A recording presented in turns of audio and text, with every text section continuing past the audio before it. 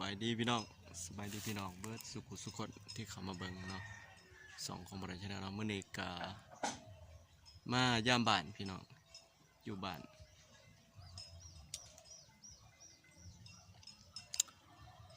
พาพี่น้องเลาะเบิ่งผลปลูกพี่น้อง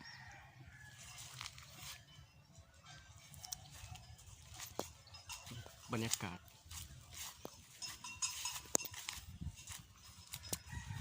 กำลังงามยามนี้สีเขียวพี่น้องพอ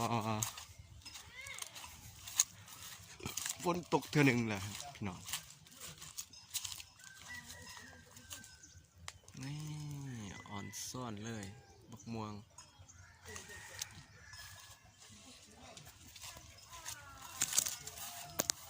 นับพี่น้องทางล่างของบ่หน่อยนี่บักม่วงพี่น้องบักม่วงเราเบิ่งสวนอีกจังหน่อยนี่เนาะ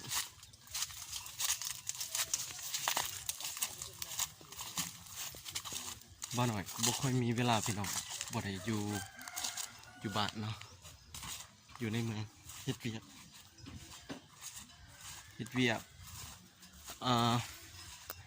พนักงานรักษาความปลอดภัยรปภเนี่ยเองพี่น้องเนาะ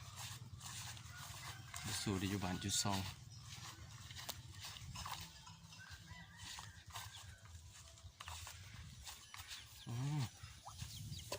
นี่เลยพอได้แกะไข่ถั่วโอ้ยน้องพี่น้องสดพี่น้องจากสวนเขา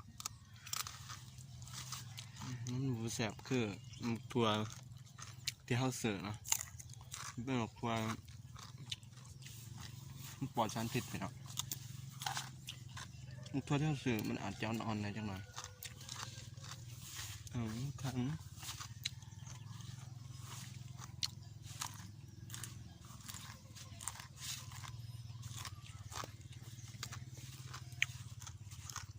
เดี๋ยวบ่หน่อยสิพาทุกคนเขา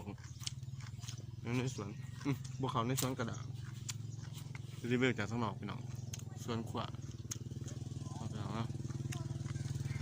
เป็นอย่างไรเนาะมันจะมีหอมบัวหมากเพชรผักกาดนี่ซุ่มนันกาหมากเพชรพี่น้องแล้วก็บักฮุงมันยังน้อยๆกกบักฮุง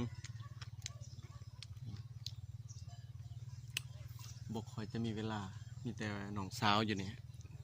ใครแน่เพิ่นเอาใจใส่พี่น้องขอบอกขอบใจพี่น้องที่เขามาเบิ่งเมื่อสุขสุขวันเด้อขอบใจหลาย